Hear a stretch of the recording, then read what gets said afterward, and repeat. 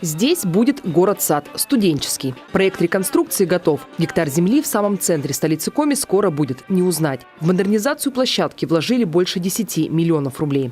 Снесли старые конструкции, установили ограждения. Часть территории выложили плиткой. Федеральный Минобрнауки в 2015 году предоставил право вузам, реализующим программы естественно-научного блока и имеющим в своей структуре научно-инновационные подразделения вида ботанический сад, принять участие в конкурсе на получение федеральной субсидии на благоустройство и модернизацию ботанических садов. Сыктывкарский университет эту заявку подготовил. Большая команда ученых обосновывала, почему это нужно в структуре естественно-научного образования. И мне очень приятно, что решения были приняты положительно. В течение 1,5 лет они исполняются. Первая, но не последняя студенческая аллея здесь уже есть.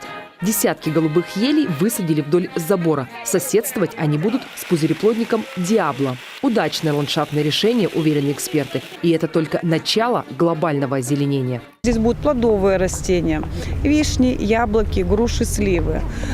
Большое значение будет уделено цветникам. Здесь тоже будет разбито очень много цветников. Раньше у этой площадки была исключительно образовательная цель. Здесь студенты проходили полевую практику. После объединения вузов у естественно-научного блока появились новые площадки. А потому эту решили сделать больше развлекательной, чем обучающей. Мы сегодня на самом деле находимся только на самом первом этапе воплощения этой идеи. И до завершения ее, до реализации еще очень долго.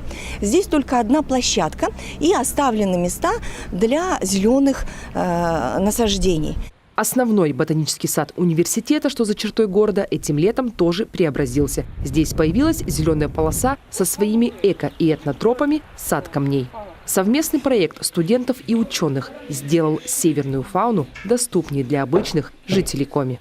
Виктория Палкина, Василий Янин, телеканал Юрган, Сыктывкар.